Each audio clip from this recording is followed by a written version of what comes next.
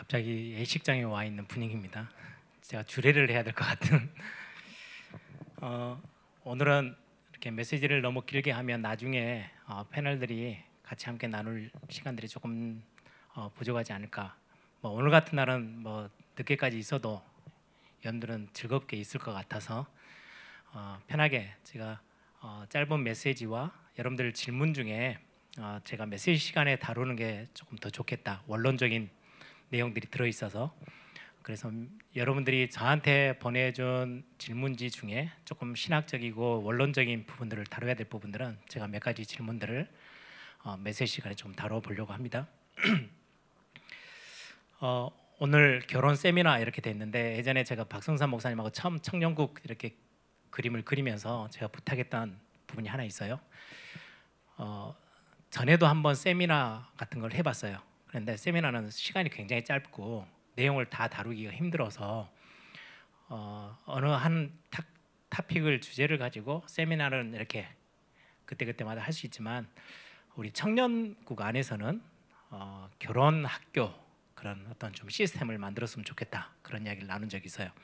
그래서 한 몇 학기 아니면 2년 4학기 이렇게 해서든 꾸준히 학교를 아예 열어서 예를 들면 5주간짜리 어느 정도 기간을 정해서 한 학기를 이렇게 각 주제별로 하나씩 다루면 우리 청년들이 결혼 전에 책도 좀 읽어보고 또 중요한 성경 안에서의 어떤 원리도 찾아보고 꼭 원리만을 가지고 살아갈 수는 없거든요.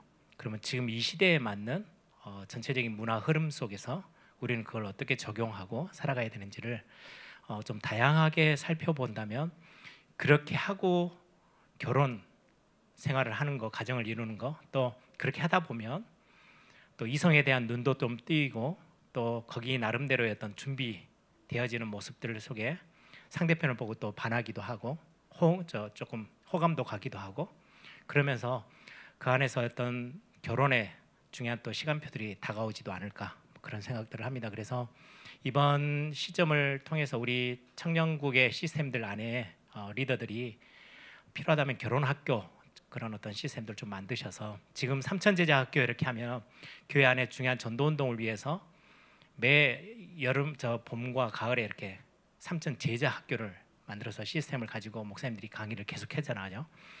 청년국 안에 결혼학교 이렇게 하면 여러 강사들 불러서 여러분들이 좀 다양하게 이 그림 저 그림을 다 좀 접해서 보지 않을까라는 생각이 좀 듭니다. 그래서 이번 기회에 좀 그런 그림까지 같이 그려주시면 좋겠다라는 생각이 들고요.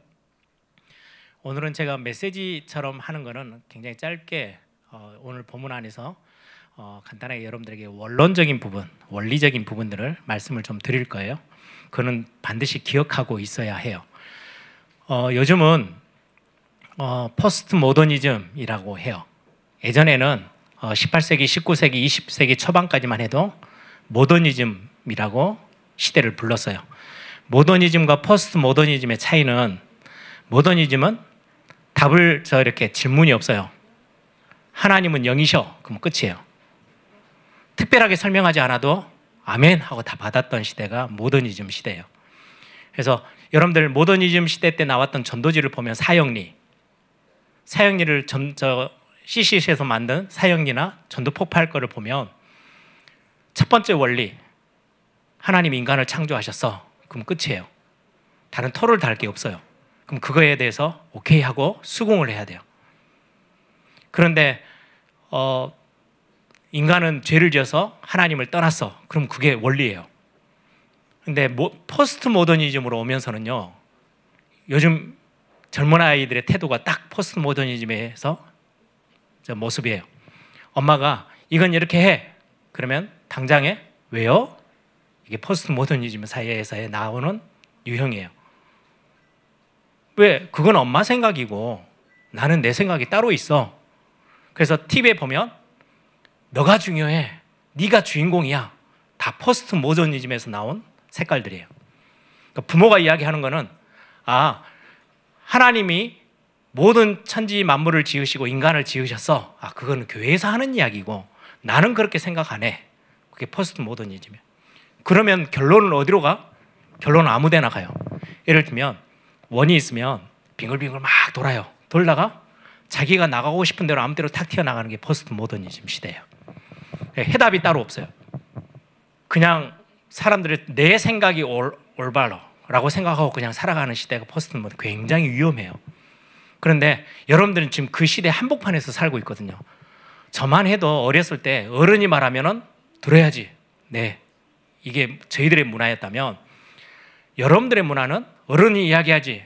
꼰대네. 딱 이렇게 돼요. 우리 밑에 있는 내 자녀들 세대, 여러분들 동생 세대들은요, 그 말 자체가 이상한 거예요.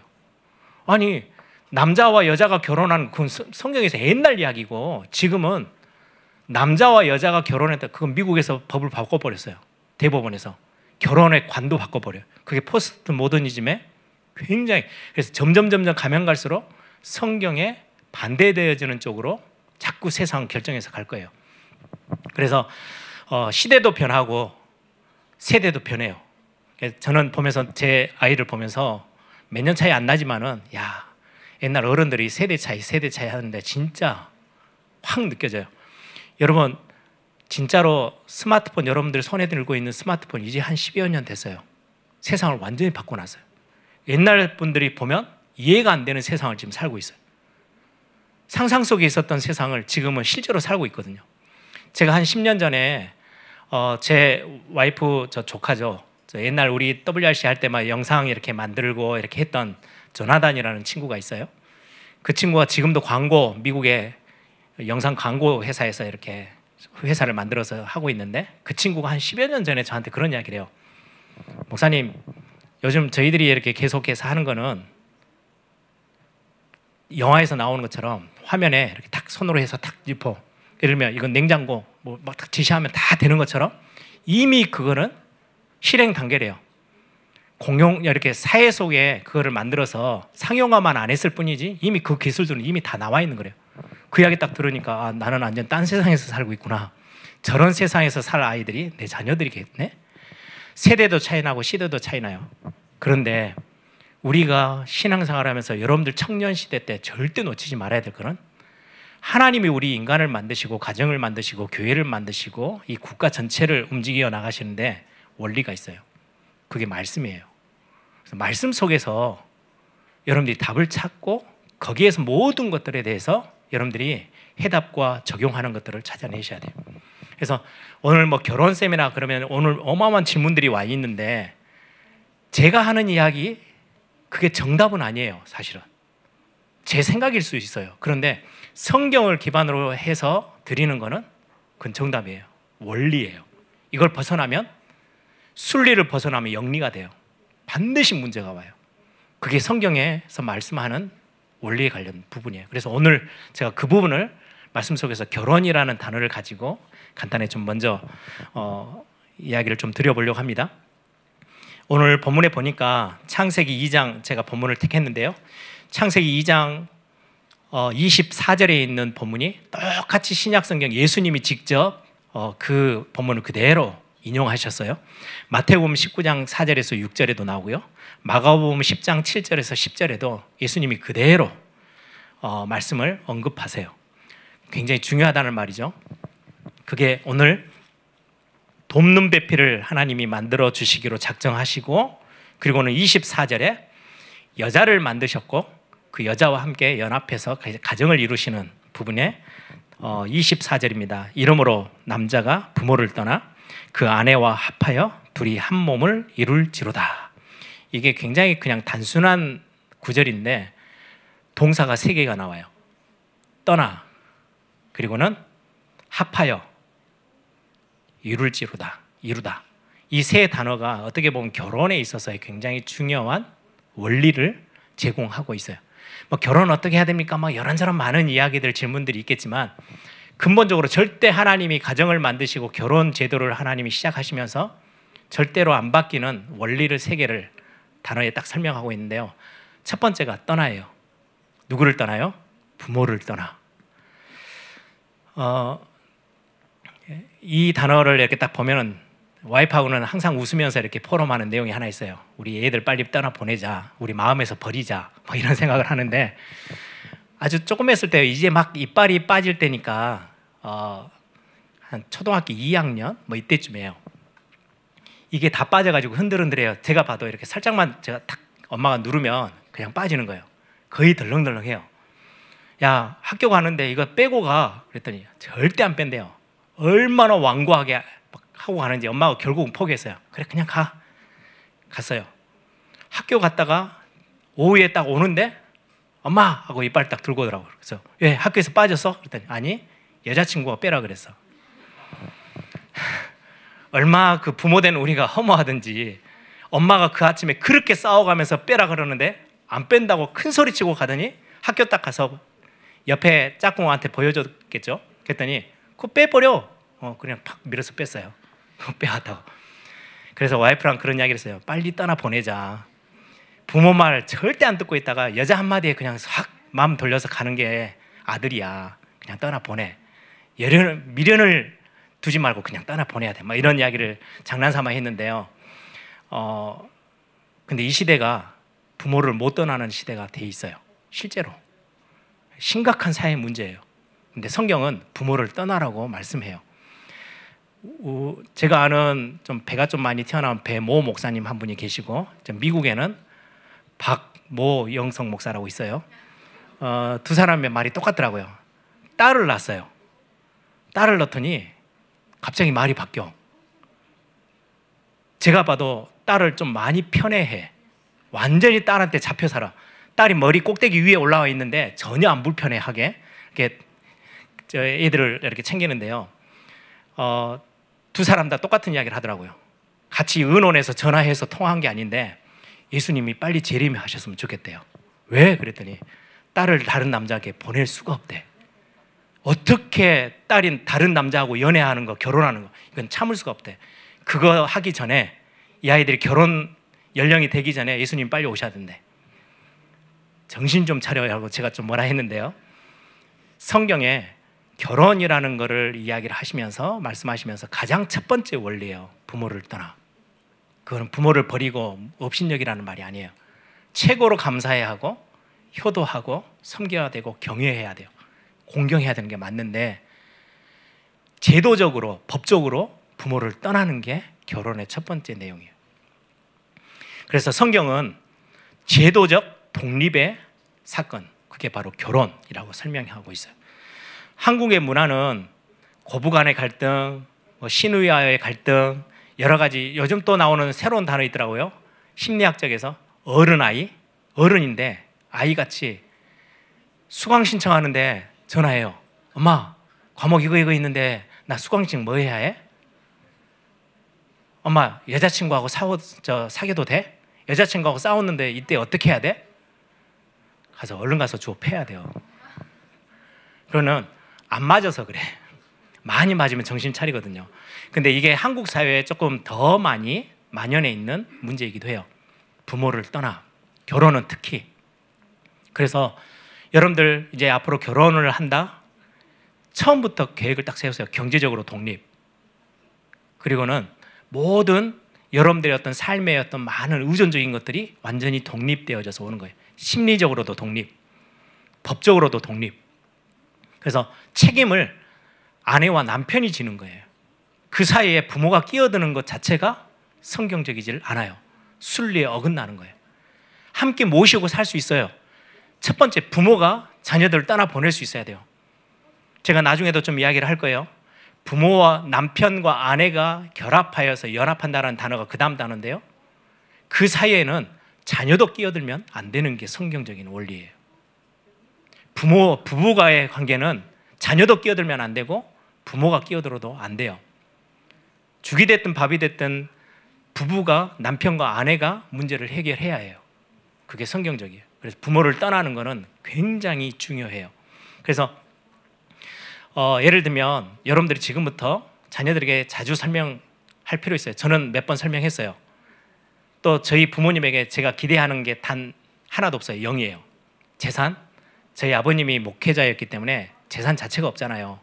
그래서 저희 모든 6 형제가 부모에게 어떻게 하면 뭔가 재산이 있을까 아예 처음부터 없었기 때문에 기대 자체가 없어서 저희 지금 굉장히 성경적으로 부모를 빨리 떠날 수 있을 것 같아요. 제가 제 아이들에게도 예를 들어서 조금이라도 얼마라도 재산이 생기면 나는 교회에다 다 내고 갈 거야. 너희들한테 줄 재산 없어. 그리고 아빠는 목사기 때문에, 목회자기 때문에 더 이상 뭐 이렇게 내가 무슨 사업을 하는 사람이 아니다 보니까 줄 거 없으니까 진짜 땡이에요.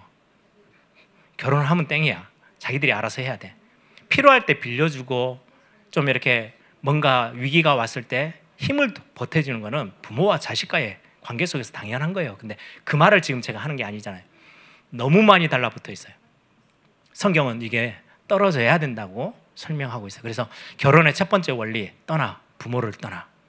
꼭 여러분들이 기억하고 있어야 돼요. 그래서 여러분들 결혼을 준비하면서도 부모와 내가 어떻게 대해야 되고 어떻게 대화를 하고 소통해야 되는지도 여기에서 많은 원리가 나와요. 근데 많이 요즘 남자들이 이제 결혼을 준비하면서 본인이 뭔가 결정의 자리에 서서 아내 될 사람과 많은 것들을 소통해야 되는데 누구하고 그걸 이야기해서 결정하려고 하냐니까요. 부모 찾아가요. 그것 때문에 결국은 부모와 연결되는 게 정말 많이 힘들어요. 그래서 여러분들이 뭔가를 실패하더라도 잘못되더라도 여러분들이 두 사람이 결정하고 두 사람이 책임을 안고 같이 함께 해결해 가는 거, 그게 성경적이다. 두 번째입니다. 두 번째 단어가 합하여라는 단어예요. 연합을 의미하죠. 합해져서 하나하나는 온전하지 못해요. 불완전해요. 그런데 합해져서 온전해진다는 단어가 합하여라는 단어예요. 우리 한국으로 따지면 한지, 옛날 쓰던 한지, 아니면 성경 시대 때로 따지면 파피루스 같은 이제 뭐 글을 써야 되는 종이 같은 어떤 옛날, 그거는 여러 종이들을 이렇게 해서 자료들을 합쳐가지고 눌러요. 이거를 분리를 시키려고 하면요, 다 찢어져서 쓸 데가 없어요. 써먹을 수가 없어요. 그런 단어에서 나온 게 합하여라는 동사예요. 남자와 여자가 하나가 돼 합하여라고 지금 오늘 성경에 기록되어 있죠. 남자가 부모를 떠나 그의 아내와 합하여 연합한다라는 거예요. 결혼은 하나님의 작품이에요. 어떤 목사님 참 재밌게 설명을 이렇게 토를 달아놨던데, 남자가 잘 때 갈비뼈를 뽑았어요. 남자가 강해요, 여자가 강해요? 남자는 흙으로 만들었고 여자는 뼈로 만들었어요. 여자가 훨씬 더 세요. 그래서 거의 결혼 딱 해보면 알아요. 여자가 훨씬 더 강해요. 처음에는 강한 척 남자들이 하다가요, 몇 년 지나서 나이 먹잖아요. 제 나이쯤 50대 넘어가기 시작하잖아요. 와이프가 훨씬 힘이 세요. 전체적인 분위기를 다 압도해요. 남자들은 순종하고 살아야 훨씬 더 행복해요. 그러면서 이제 어떤 많은 목사님들이 이렇게 그런 단어를 쓰더라고요. 그거는 그냥 하나의 예지만 하나님이 갈비뼈를 뽑아서 여자를 만드셨어요. 그리고는 하나 되어지도록. 그래서 어떤 목사님 또 그렇게 설명하더라고요. 남자는 흙으로 만들었지만 여자는 남자의 가슴에 있는 갈비뼈를 뽑았기 때문에 평생 남자는 아내를 품어주고 살아야 돼. 안고 위로해주고 다독거려주고. 참 의미 있는 설명인데 꼭 성경은 그렇게 기록한 건 아니에요. 전체적인 원리를 기록하고 있으니까. 연합한다라는 단어로 첫 번째는 신비적인 연합, 굉장히 신비한 연합이에요. 아니, 완전 남남이었던 사람들이 결혼하자마자 연합할 수 있다? 하나가 될 수 있다? 예, 신비한 영역에서의 연합이에요. 그리고 정신적인, 심리적인 연합, 그리고 신앙적인 연합, 이런 어떤 연합들을 성경은 설명하고 있는데, 결혼을 뭐라고 설명하고 있냐니까요, 그리스도와 교회와의 연합으로 가정을 설명해요. 그래서 에베소서의 가정에 대한 메시지를 할 때 아내들이여 남편을 그리스도 대하듯 해. 거기에 순종하고 복종해. 남편들은 교회를 그리스도가 생명 다해서 피 흘려 죽으시면서까지 교회를 사랑하셨던 것처럼 아내를 사랑해. 이 말은 그리스도와 교회는 절대 뗄 수 없는 연합의 관계예요. 굉장히 신비적인 연합이에요. 그것처럼 아내와 남편은 하나 되어져서 간다는, 연합한다라는 의미가 결혼이라는 의미죠. 그리고는 정신적으로 우리는 지정의를 가지고 살기 때문에 오늘 앞부분에 보면 돕는 배필이 필요해서, 그래서 이 단어에도 많은 목사님들이 그렇게 해석을 붙였어요. 여자가 훨씬 더 강하대요. 남자가 혼자 있는 게 힘들고 돕는 배필이 없어서 여자를 만드셨다. 여러분들, 힘 있는 사람이 도울 수 있지 힘 없는 사람은 절대 못 도와요. 그 말은 남자는 부족한 게 너무 많은데 그거를 여자가 채워주지 않고 돕지 않으면 남자는 홀로 절대 설 수 없는, 인생이 올바르게 갈 수 없는. 그래서 힘 있는 사람이 도와요. 돈도 많은 사람이 없는 사람을 돕는 것처럼. 그래서 여자가 훨씬 강하다 막 이렇게 계속해서 논리를 펴시더라고요. 근데 여자들이 남자들보다 훨씬 더 디테일하고 세미해요. 그래서 많은 부분들을 채워줄 수 있어요. 그래서 뭐만 하면 되느냐, 남자들은, 신랑들은 아내에게 사랑만 전달해주면 아내는 모든 게 다 바뀌어서 남편을 위해서 모든 걸 다 할 수 있는 게 여자예요. 그래서 이거는 굉장히 뗄래야 뗄 수 없는, 누가 우선이냐, 누가 먼저냐, 누가 위냐, 누가 아래냐, 이 말이 아니에요. 연합했다, 완전히 딱 하나처럼 붙어버렸다라는 의미가 있어요. 그래서 그 부부 사이에는 자녀든 부모든 절대 끼어들 수 없어요. 그래서 저는 많은 부분에 요즘은 이혼하는 가정도 많이 생기죠. 또 젊은 세대들은 사귀다가도 헤어질 때도 많아요. 그러면 누구 잘못이야? 절대 그 속에는 알 수 없는 뭔가 미묘한 것들이 다 들어있어요. 그래서 누구의 한 사람의 잘못으로만 절대 일은 이루어지지 않아요. 특히 부부관계는 100% 한 사람이 잘못이고 100% 잘못 없다, 그럴 수가 없어요. 뭔가 서로 미묘한 심리적으로, 정신적으로, 신비하게, 영적으로 다 연관관계가 다 있어요. 그게 부부관계예요. 성경이 그렇게 말씀하고 있어요. 그래서 신앙적으로도 영적으로 연합하는 거. 그래서 나중에 여러분들이 많은 질문을 했는데, 불신자와 결혼하는 게 맞습니까? 틀립니까? 그 질문이 나올 수밖에 없는 게, 결혼이라는 것 자체가 신앙적인, 굉장히 영적인 연합과 같이 함께 이루어지는 게 결혼이라는 거기 때문에 예민한 부분이 속해 있는 거죠. 마지막 세 번째는 이루라, 한 몸을 이루라. 육신적인 연합, 육체적으로도 하나 되어지는 게 결혼 안에 있는 축복이에요. 떠나는 거는 부모와 자식과의 관계에서는 결혼하면서 떠나야 되지만, 남편과 아내는 확실하게 붙어 있어야 돼요. 특히 육체적으로도, 육신적으로도. 그래서 성경에서 말하는 거는, 올바른 성관계는 부부 안에서는 100% 다 허락되어지는 거예요. 거기에서 모든 기쁨과 즐거움과 행복을 다 찾을 수 있도록 하나님이 결혼이라는 제도를 만들어 놓고, 그 안에 모든 육체적인 관계까지도 다 그 속에 담아 두셨어요. 그 안에서 마음껏 누리라고. 그게 결혼이라는 엄청난 제도예요. 그리고는 그런 어떤 육체적인 관계만이 아니고, 그 안에서 생육하고 번성하는 후대까지 하나님이 주시는 많은 명령이 그 안에 담겨져 있어요. 그래서 요즘은 시대가 이상해져 가지고 결혼은 했는데 자녀는 낳기 싫어요. 자녀를 낳고 싶은데 안 생기는 거하고 완전 딴 문제예요. 낳기 싫어요. 왜? 내 인생이 따로 있는데. 그게 창세기 3장의 핵심이에요. 성경은 분명하게 말씀하고 있어요. 생육하고 번성하라고. 그게 결혼에 굉장히 중요한 사명이기도 하고 의무이기도 해요. 그래서 결혼해서 두 사람이 그 안에서 엄청난 육신적인 거, 정신적인 거, 많은 것들을 의존하고, 결혼은 육적인 관계만을 위해서 사는 게 아니죠. 아까 연합이라는 신비적인 연합의 모든 게 다 들어있는 게 결혼이라는 시스템이에요. 그 속에서 특별히 육신적인 관계도, 육적인 관계까지도 하나님이 다 포함시켰는데, 그게 단순한 쾌락의 수준이 아니에요.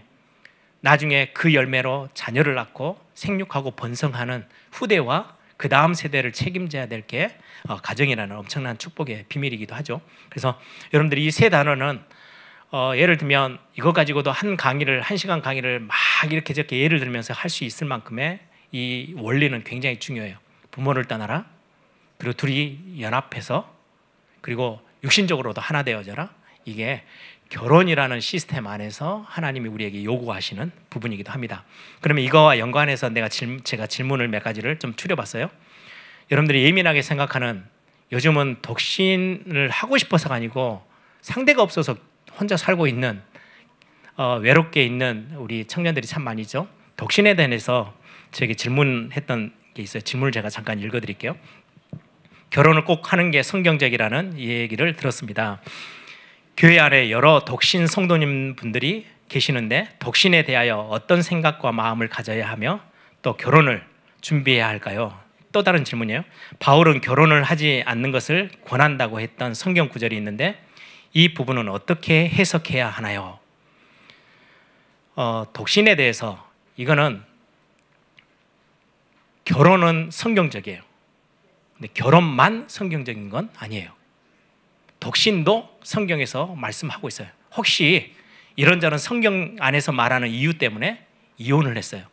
그래서 혼자가 됐어요. 아니면은 사별을 해서 혼자 됐어요. 그렇게 혼자 사는 거 괜찮아.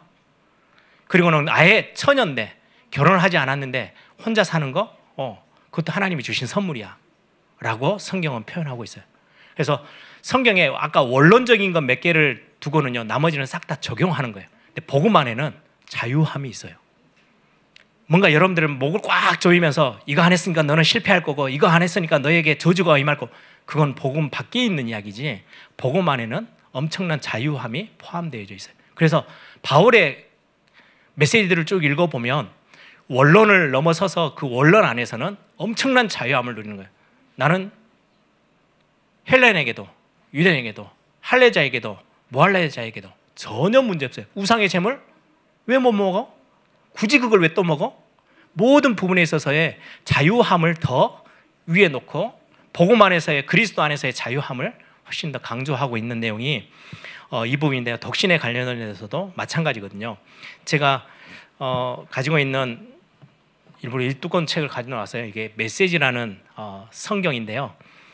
이거는 예배용으로 쓰는 게 아니고 묵상용으로, 개인들이 성경이 너무 어려워서 이거를 어떻게 이해를 해야 되나 이런 분들에게는 좀 완전히 풀어져 있는 성경이기도 해요. 그래서 여러분들에게 고린도전서 7장이 바울이 독신에 대해서 언급한 내용이 여기에 나와 있거든요. 제가 잠깐 조금 시간이 걸려도 읽어드릴게요.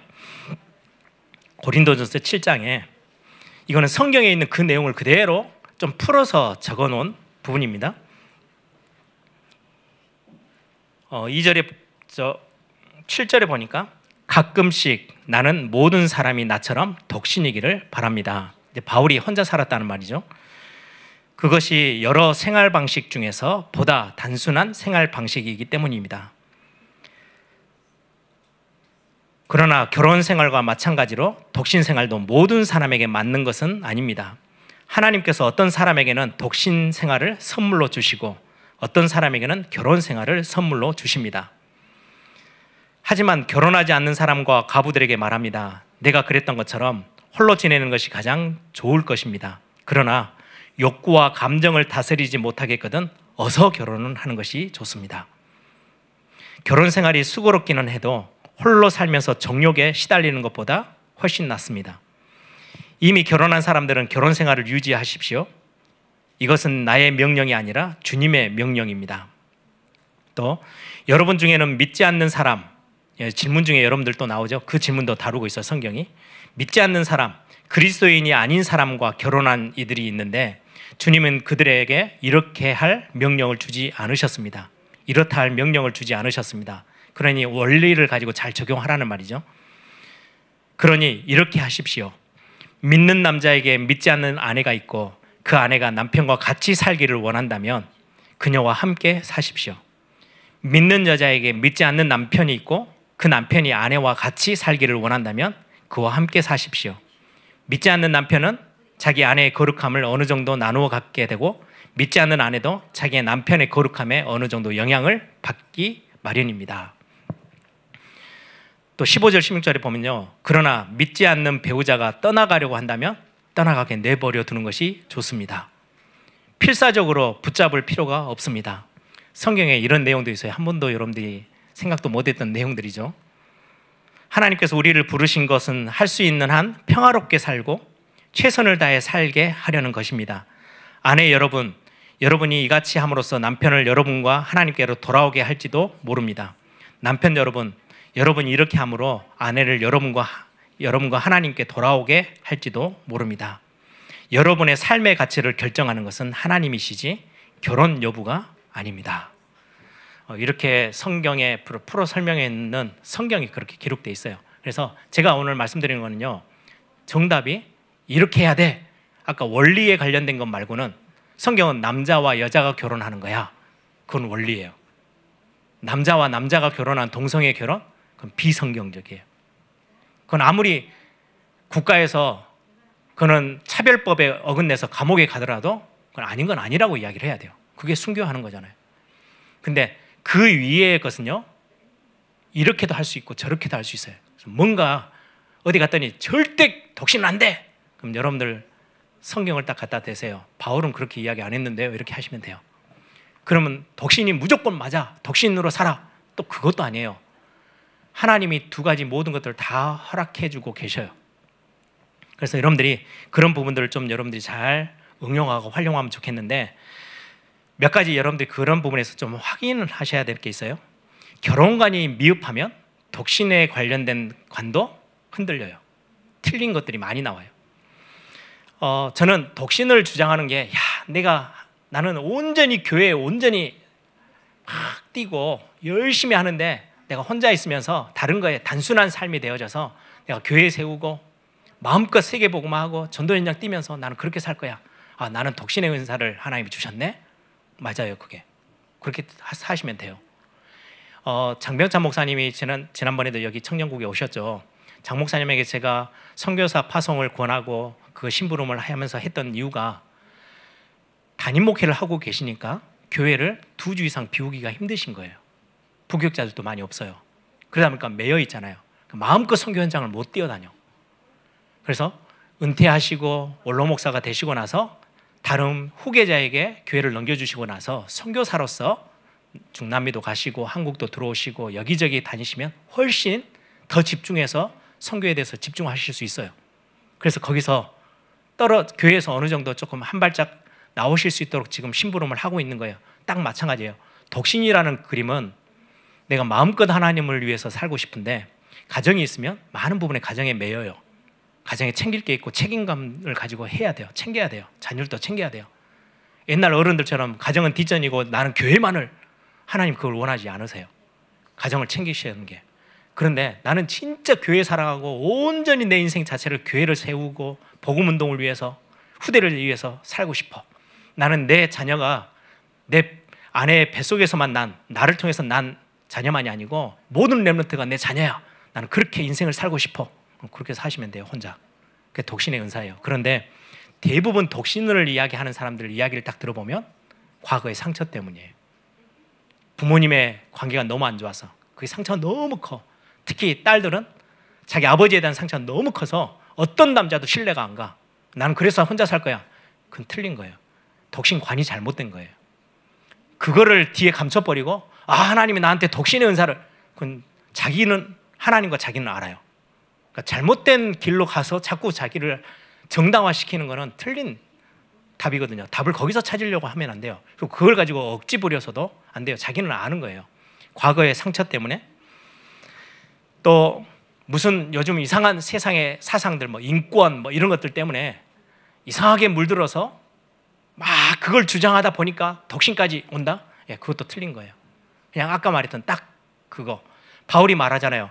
나는 마음껏 교회를 위해서 혼자서 단순한 삶이 되어져서 막 뛰고 싶은데 굉장히 정욕에 시달려요. 결혼 안 한 것 때문에 너무 육신적으로 막 힘들어요. 그럼 빨리 결혼해. 어서 결혼하세요. 라고 써 있어요. 그래서 그게 방해거리가 되고 내가 정한 하나님 세계복음화와 전도와 선교와 교회와 후대 사역에 막 올인하고 싶은데 젊은 나이에 너무 정욕에 막 여자 막 어떻게 하면 알아보고 싶고 막 이러면 그거는 독신의 은사가 없다라는 말이에요. 빨리 결혼하는 거예요. 그래서 성경은 너무 분명하죠. 이래야 될까요? 저래야 될까가 아니에요. 분명한 답을 성경은 실제로 좀 주고 있는 부분이거든요. 그리고는 또 하나는 고린도전서 7장은 좀 배경이 있어요.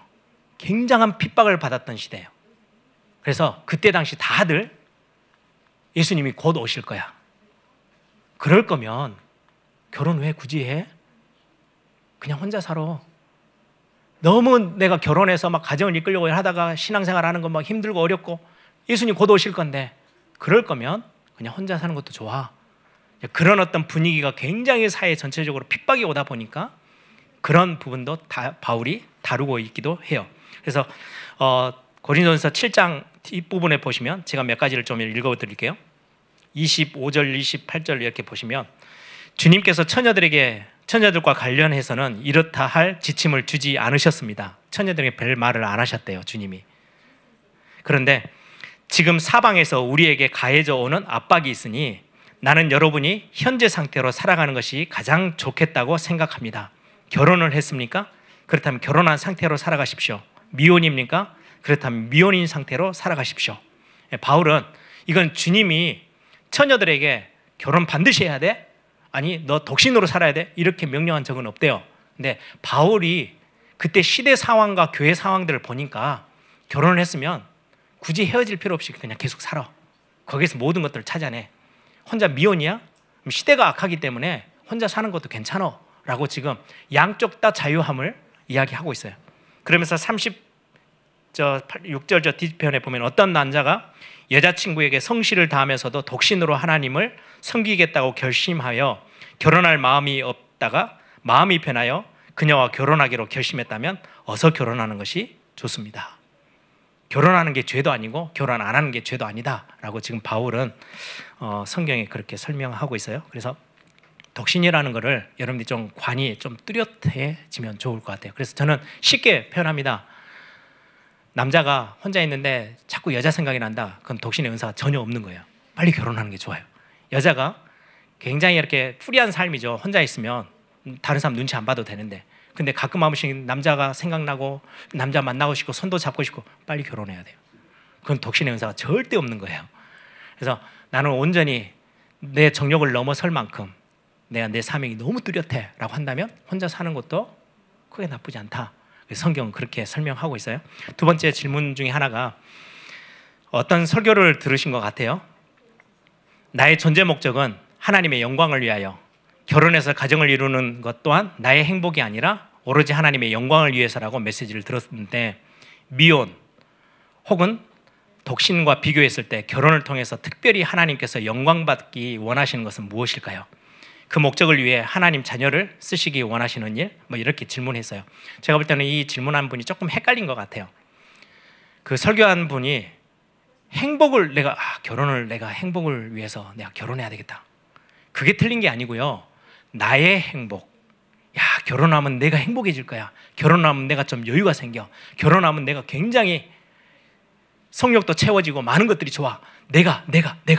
그게 아니고 결혼은 하나님의 영광을 위해서 사는 거야. 가정은 하나님의 영광을 위해서 있는 거야. 라는 설교지. 옛날 어떤 목사님들이 잘못 오해해가지고 사랑으로 결혼하는 게 아니고 사명으로 결혼하는 거야. 그 말이 아니에요. 저는 그래서 설교를 바꿨잖아요. 사랑을 기반으로 두고 사명을 찾아가는 거예요. 사명이 없는 가정은 헛된 가정이에요. 근데 사랑이 기반되지 않으면 그건 아무것도 아닌 거죠. 사랑도 없어. 근데 너 세계 복음화, 너 모슬렘 복음화야? 나도 모슬렘 복음화인데 결혼하자. 그건 미친갱이들이 하는 거고 그건 아니에요. 근데 많은 사역자들이, 특히 우리 다락방 안에 있는 사역자들이 그렇게 많이 결혼관을 설명했어요. 그건 아니에요. 사랑해야 만나죠. 사랑해야 자녀를 갖고 사랑해야 결혼하는 거죠. 네, 그 사랑에서 그치면 세상과 똑같아요. 우리는 하나님의 영광이라는 고유한 우선순위가 있는 거예요. 그래서 내 행복을 위하고 내가 뭔가 누리고 여유 있고 내가 뭔가 만족함을 위해서 결혼을 선택하느냐? 그건 아니라고 설명하는 설교라고 저는 본문을 보면서 조금 이해를 그렇게 했어요. 세 번째 질문이에요. 동거에 관하여 우리 젊은 청년들이 제일 관심 많죠. 목사님 이거를 어떻게 대답하시려나? 나쁘다 하려나 좋게 하려나? 아까도 우리 저 그래프를 보니까 동거에 관련해서는 굉장히 그래프 수준이 높더라고요. 이걸 준비하는 청년 한 명이 저한테 목사님 충격이에요. 근데 충격은 아니고 요즘 다 그러니까 저는 뭐 별로 충격을 안 받았어요. 충분히 이렇겠다. 근데 우리 교회 청년들도 이런 생각이 많네? 뭐 이런 정도? 근데 동거 질문이 이래요. 요즘 결혼 전 서로의 생활 패턴 파악을 위해 동거를 하는 커플들이 많은데 목사님은 동거에 대해서 어떻게 생각하시나요? 결혼 생활에서 가장 중요한 것과 갈등 상황에서 어떻게 해결하면 좋을지 실질적인 방법과 조언이 궁금합니다. 동거는 제 개인적으로는 성경적이지 않을 거다, 않다라고 생각을 해요. 근본 접근하는 방법이 조금 틀렸어요. 생활 패턴을 살면서 패턴 맞추면 돼요. 막 그러면 싸움을 좀 줄이기 위해서 안 싸우면 돼요. 굳이 그거를 위해서 그거를 이유돼 가지고 동거의 원래 목적은 거기에 있지 않아요. 사실은 돈을 아끼고 뭐 한다, 그것도 두 번째 이유지 첫 번째 이유는 절대 거기에 있잖아요. 특히 남자가 여자와 동거해서 우리 생활 패턴도 좀 맞춰보고 돈도 아끼고 한 번에 돈을 좀 이렇게 같이 세이브할 수 있지 않냐? 세 번째, 네 번째 아니요. 저 다섯, 여섯 번째 이유고요. 첫 번째 이유는 여자를 안고 싶은 거예요. 그게 100%예요. 여자들 착각하지 마세요. 동거하면 제일 많이 손해보는 거는 여자밖에 없어요. 남자는 흔적이 안 남아요. 여자는 흔적이 남아요. 제 딸이라면 쌍심지를 들고 몽둥이 들고 쫓아다니면서 동거는 말리겠어요. 왜요? 여러분들 이건 상식이에요. 성경에 뭐라고 말해요? 성경 가기도 전에요. 여러분들 인생 전체를 쳐다본다면 아무리 시대가 이상해진다 해도 아닌 건 아닌 거예요. 그렇죠? 이건 성경을까지 끌고 성경으로 갖고 갈 이유가 전혀 없어요. 특히 여자분들 절대 그 남자들의 사탕 발림에 속지 마세요. 저도 남자지만 똑같아요. 이게 본능이에요. 이게 남자가 나쁘다 좋다의 관여가 아니고 그쪽의 어떤 상황이 아니고요. 철저히 본능이에요. 그래서 제가 항상 결혼 이렇게 상담하러 오면은 여기도 몇 커플이 있는데요. 연애할 때는 배워서 하는 거야. 그 말이 무슨 말이에요? 내 본능이 잔뜩 이 여자 한번 손잡고 뽀뽀하고 끌어안고 하고 싶은데 참는 거예요. 예, 학습된 게 그거는 조금은 그렇게 하면 안 돼. 걸리면 큰일 나. 이게 학습돼 있어서 참고 견디는 것뿐이지 남자의 본능은 왜 여자한테 좋게 하는지 아세요? 내가 좋게 이쁜 꽃도 갖다 주고 같이 굉장히 부드럽게 매너 있게 이야기하면 이 여자가 나한테 한 발 더 다가올 거야. 그것 때문에 남자들은 그렇게 하는 거예요. 그래서 여자들은요 절대 속지 마세요. 그게 나쁘다 좋다의 간이 아니고요. 여자와 남자가 다를 뿐이에요. 접근 방법이 달라요. 생각이 달라요. 그래서 동거는 별의별 이유를 다 끄집어내는데 여자분들에게는 그게 훨씬 혹할 수 있는 이유들이에요. 내가 지금 당장 재정이 어려운데 여자들하고 둘이 같이 살지? 굳이 꼭 남자하고 맞춰 살아요? 그리고는 뭐 생활 패턴을 맞춘다고요? 그렇게 해서 결혼까지 꼴이 나면 그것도 뭐 썩 나쁘진 않아요. 살아보니까. 근데 그렇게 해서 결혼까지 가는 사람 몇 명이나 봤어요? 예를 들면 목사님 사실혼이 성경적이에요? 저는 맞다고 생각해요. 살다가 그냥 애 낳고 쭉 그냥 살아버려요. 법에서도 그거는 결혼으로 인정해줘요. 사실혼으로. 결혼식을 따로 안 했어요. 법적인 뭔가를 거치지 않았어요. 그런데 아이를 낳고 평생 그냥 같이 살아요. 그걸 똑같은 단어로 표현해서 혼돈을 하는 거예요. 그 단어를 동거로 표현해요. 지금 여러분들 젊은 세대의 사람들이 쓰는 동거라는 단어는 좀 다른 단어예요. 육신의 욕망을 채우기 위해서 이유를 갖다가 다른 데다 갖다 대는 거예요.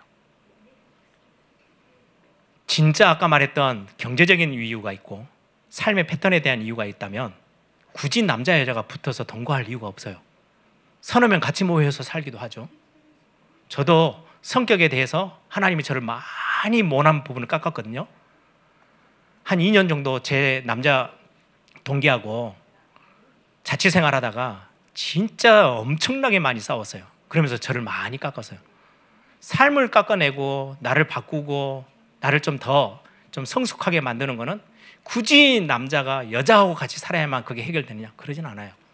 그리고 결혼 생활 자체가 찌지고 뽑고 싸우면서 정이 들어가는 게 또 결혼 생활의 묘미이기도 해요. 그래서 굳이 여러분들이 좀 솔직하게 동거라는 이유를 갖다 댈 때는요, 진짜 이유를 갖고 있어야 돼요. 근데 보통 그렇지 않잖아요. 첫 번째 이유는 사회적으로도 아직 오케이가 안 떨어지기 때문에 첫 번째 건 숨겨놓고 두 번째, 세 번째, 네 번째를 들고 나와요. 그럼 동거가 떳떳하다, 첫 번째 이유다, 부모에게든 누구에게든 자신 있게 내밀 수 있어야 되는데 안 내밀잖아요. 우리 한국 사회만 해도 일단은 첫 번째 이유는 조금 많은 부분이 좀 감춰야 될 이유예요. 그래서 감춰요. 두 번째, 세 번째 이유를 대요.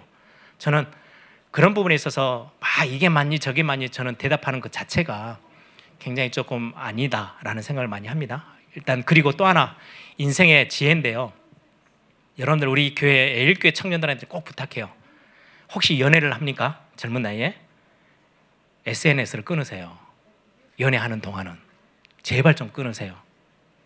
특히 여자분.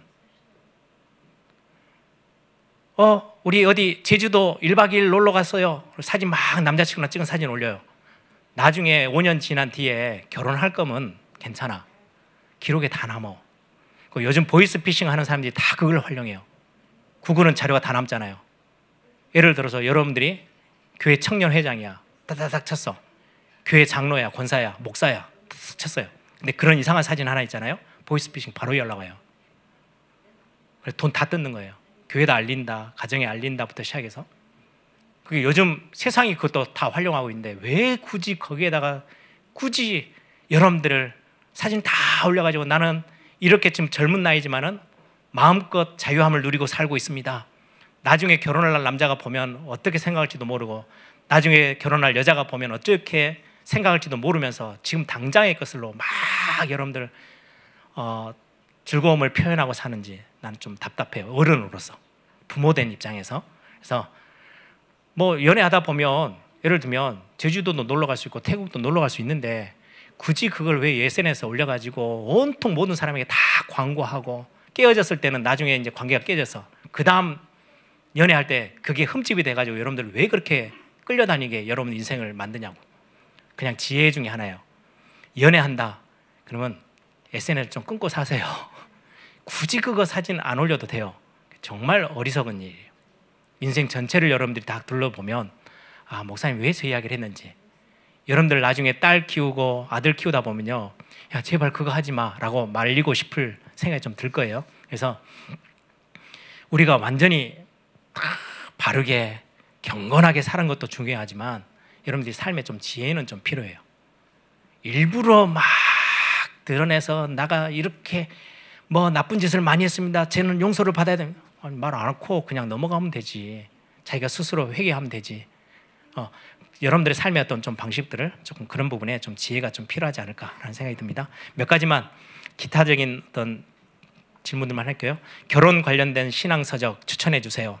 사실은 저는 이번에 결혼 그거 하면서 나영호 목사님 쓴 뭐 기독교 신학과 생활, 저는 조금 원론에 관련된 책들을 좀 읽어요. 왜냐니까 요즘 결혼에 대해서 막 설명한 거 보면요, 시대 상황에 맞는 해답들이 많아요.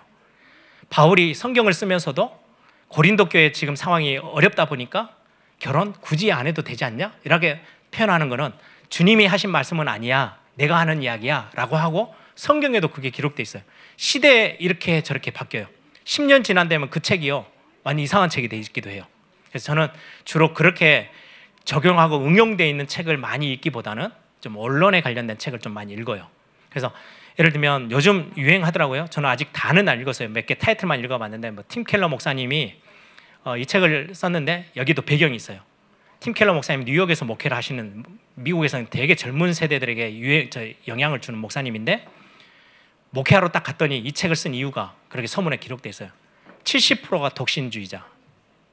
그걸 어떻게 하면 성경에서 좀 깰 수 있고 이걸 어떻게 성경으로 답을 줄 수 있을까라고 해서 쓴 책이다 보니까 그 부분에 있어서 많은 긍정이 좀 많이 담겨져 있는, 이 책 읽고 야 나 독신으로 살아야지, 그렇게 배경 자체가 그렇지 않다는 거. 그래서 제가 말씀드리는 거는 이런 책들을 몇 권을 읽어보는 거 좋지만 여기에 너무 매이지는 마라. 그래서 저는 뭐 웨스터민스터 신앙 고백서 아니면 뭐 칼빈의 기독교 강요 이런 데서 가정은 어떻게 뭐 이런 어떤 원론들을 저는 좀 찾아 읽기를 좀 좋아하는 편이고요.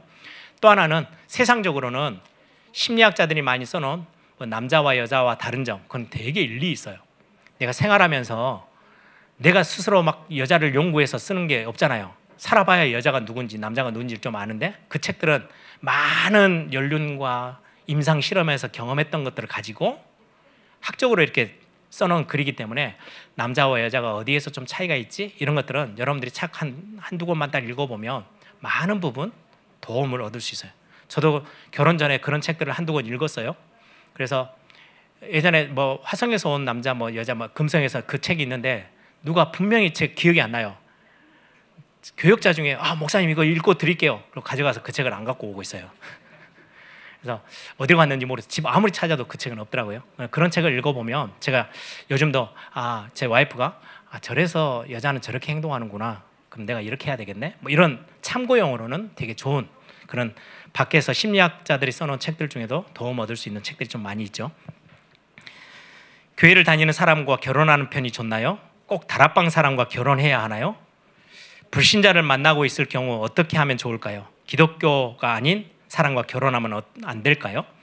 저는 이것도 성경에서 여러분들이 지난번 장병찬 목사님 말한 것처럼 그 사람의 태도, 성격, 성품이 괜찮다면 저는 불신자든 신자든 그렇게 크게 문제되지 않는다고 생각해요. 그런데 이것도 똑같은 인생의 경험이에요. 제가 우리 박성삼 목사님처럼 청년국 사역자예요. 근데 여러분들에게 청년국 사역자가 굉장히 강하게 어필을 해요. 불신자하고는 절대 결혼하지 마 라고 하는 이유가 있어요. 왜냐니까 불신자하고 결혼해서 거의 10년에서 20년을 우리 권사님들 중에, 집사님들 중에 완전 진짜 고생해서 신앙을 유지하는 것 자체가 얼마나 많은 눈물을 흘리면서 신앙을 지켜온 성도들이 10명 중에 7, 8명이면 여러분들이 청년 사역을 한다. 뭐라고 강조하겠어요? 신자하고 결혼해 제발. 그러면 조금 더 힘을 실어요. 성경에서는 하나님은 신자와 결혼하래 라고 말하는 게 사역자 입장에서의 그 마음이에요. 그런 거지 성경에서 딱 선을 그어가지고 이건 돼, 이건 안 돼 그 말이 아니에요. 그래서 여러분들 불신자와 결혼 충분히 열어놓고 생각할 만한 거예요. 나는 우리 유 목사님 예전에 그런 이야기 하잖아요. 선교도 가는데 불신자하고 결혼 선교한다 생각하고 한번 가라. 그 말은 그렇게 해 그 말이 아니고 그렇게 하고 싶으면 해봐. 근데 고생은 엄청 할 거야. 선교지 가면 엄청 고생할. 먹는 거, 입는 거, 먹는 거, 마시는 거 다 고생하거든요. 고생할 거 뻔히 알고 한다면 그것도 나쁘지 않아. 그 말이에요.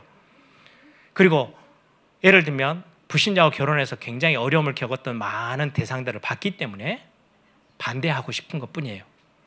그리고 또 하나 성품이 왜 중요하느냐. 예를 들면 성경에도 나오잖아요.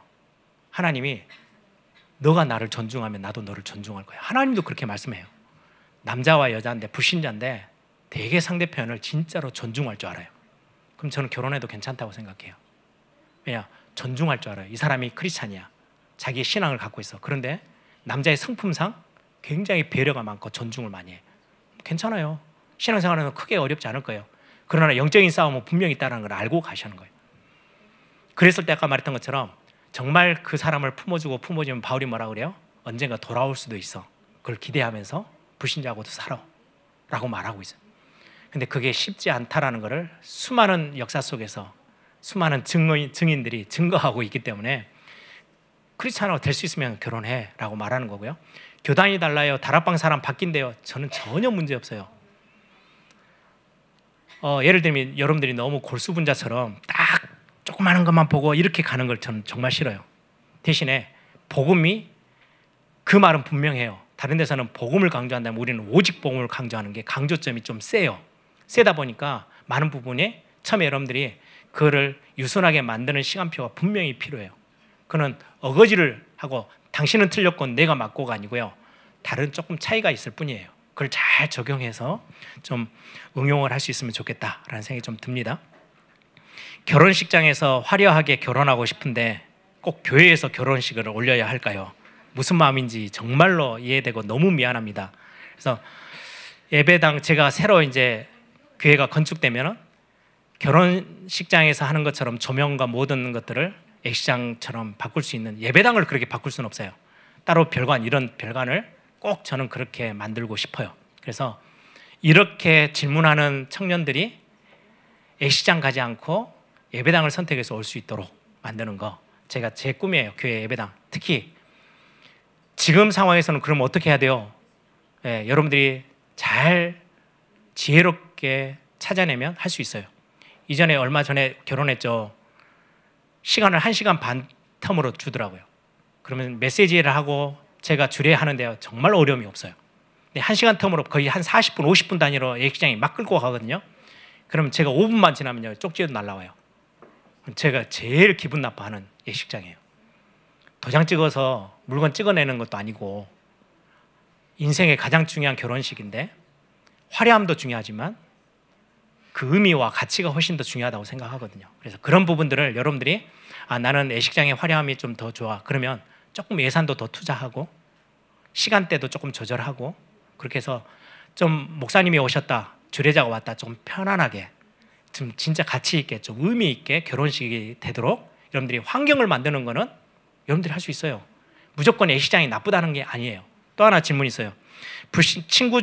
친구들 중 불신자가 많은데 결혼식을 예배 형식으로 드리면 너무 지루해할 것 같은데 이런 걱정도 불신앙일까요? 저는 불신앙이 아니고 뭐라고 표현해야 되나? 왜 그렇게 자신이 없을까? 여러분이 가지고 있는 거를 왜 탁 드러내지 못할까? 야, 나는 예수 믿는 사람이야. 나 결혼식 교회에서 할 거야. 예배식으로 할 거야. 오기 싫으면 오지 마. 축의금만 내고 가. 저는 그 정도 좀 뻔뻔하고 자신감이 있는 게 저는 크리스찬 여러분들 예일교회 청년들이었으면 좋겠어요. 아, 불신자 청년들이 많이 오는데, 친구들이 오는데 어떻게 하지? 벌벌벌 떨고. 저는 그 말을 해주고 싶은 거예요. 왜 떨어? 왜 네 자존감이 그렇게 낮아? 네 정체성은 센 거야. 어디 가서든지 나는 하나님의 자녀야 라고 말하고 살아야 되는데 왜 친구들 때문에 너의 결혼식을 틀어? 저는 좀 그런 이야기로, 이건 성경에 안 나온 이야기예요. 근데 성경 전체에 하나님의 자녀라는 자부심, 여러분들 좀 그런 부분들을 좀 갖고 살면 좋지 않을까. 그래서 이 질문은 제가 답하기가 참 애매하지만 좀 수준을 높여볼래? 뭐 이렇게 답을 좀 해주고 싶어요. 일단은 다음 질문들은 나중에 패널 그 모임 하면서 같이 좀 나눴으면 좋겠어요. 시간이 좀 갔는데요. 우리 청년들이 중요한 원리를 붙잡는 거하고 적용할 때는 시대의 상황도 있고 우리의 나이와 많은 세계 분위기들이 많이 있죠. 근데 성경은 복음 안에서라면 많은 부분들을 자유를 허락하고 있어요. 근데 그 자유도요, 상식선에서 봐도요 답이 나올 게 너무 많고요. 인생을 여러분들이 지금의 나이보다 한 10년만 더 앞서서 내다볼 수 있다면 굉장한 지혜로운 답을 찾을 수 있고요. 그래서 잠언이나 전도서나 시편을 읽으면 삶의 지혜가 굉장히 많이 떠올라요. 특히 이 시대가 여자 청년들이 자신을 보호하고 지키는데 굉장히 좀 많이 생각하고 좀 많은 것들을 다듬고 좀 여러분들을 지켜내야 될 사회가 분명해요. 요즘은 길거리 가다가 지폐 하나 짚는 것도 겁내야 될 시대잖아요. 거기에 마약 같은 걸 다 담겨놔서 만지면 바로 쓰러진대, 의식을 잃어요. 바로 인신매매로 끌고 가는 거예요. 요즘 시대가 그렇게 악한 시대다 보니까 그냥 뭐 이래도 되고 저래도 되고 아니고요. 조금 많은 지혜가 좀 많이 필요한 시대예요. 하나님, 정말 하나님의 자녀로서 우리가 하나님을 중심에 두고 특히 가장 인생에 있어서 가장 최고의 가정을 선택하는 것은 우리 부모를 선택하는 건 우리의 선택권이 없지만 결혼은 우리의 선택권 안에 있잖아요. 기도하면서 진짜 성령 인도 받는 그런 멋진 청년 되도록 이 시간에 한번 다 같이 한번 기도하고 마치겠습니다. 주신 말씀들 기억하면서 우리의 그 가장 기초요 근본 되시는 우리를 구원하신 예수 그리스도 그분과의 연합을 우리가 다시금 묵상하고 생각하면서 시간 다 같이 이 찬양을 고백으로 드리면서 준비하신 예물 하나님께 드립시다.